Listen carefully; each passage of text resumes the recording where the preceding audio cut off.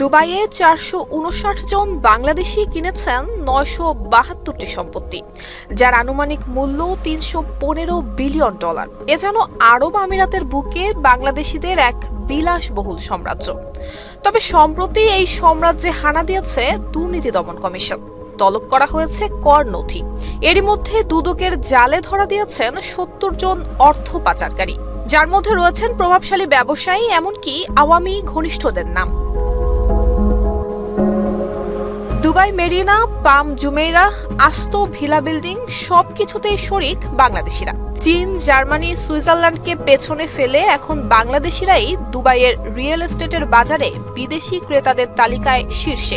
তাদের মধ্যে নাম রয়েছে আওয়ামী লীগের দোসর ব্যবসায়ী এবং রাজনৈতিক ব্যক্তিদের। সানবিট সব দিবে সামাল। সানবিট ম্যাজিক প্রেস ডিশওয়াশিং এর মাথা ঘোরানো সলিউশন। তবে দুদক জানিয়ে দিয়েছে, দুর্নীতির এই চক্র যতই শক্তিশালী হোক না কেন, দালিলিক প্রমাণ থাকলে রেহাই নেই। দুদকের উপপরিচালক এবং অনুসন্ধান টিমের লিডার রামপ্রসাদ মণ্ডলের সই করা একটি চিঠির সূত্রে এসব তথ্য জানা গেছে। চিঠিতে এনবিআর চেয়ারম্যানকে তালিকাভুক্ত ব্যক্তিদের ইটিআইএন, আয়কর রিটার্ন সহ সব প্রাসঙ্গিক তথ্য সরবরাহ করতে বলা হয়েছে।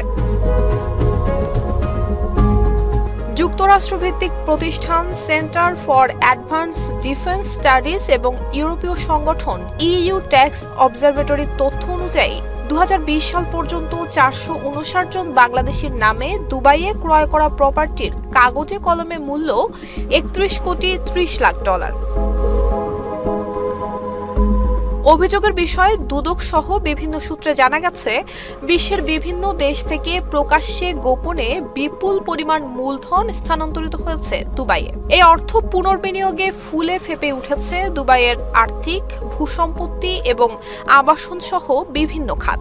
২০২০ সাল পর্যন্ত ৪৫৯ জন বাংলাদেশের মালিকানায় সেখানে মোট ৯৭২টি প্রপার্টি কেনার তথ্য রয়েছে। কাগজে কলমে যার মূল্য $৩১.৫ কোটি হলেও প্রকৃতপক্ষে এসব সম্পত্তি কিনতে ক্রেতাদের ব্যয়ের পরিমাণ আরও অনেক বেশি হতে পারে।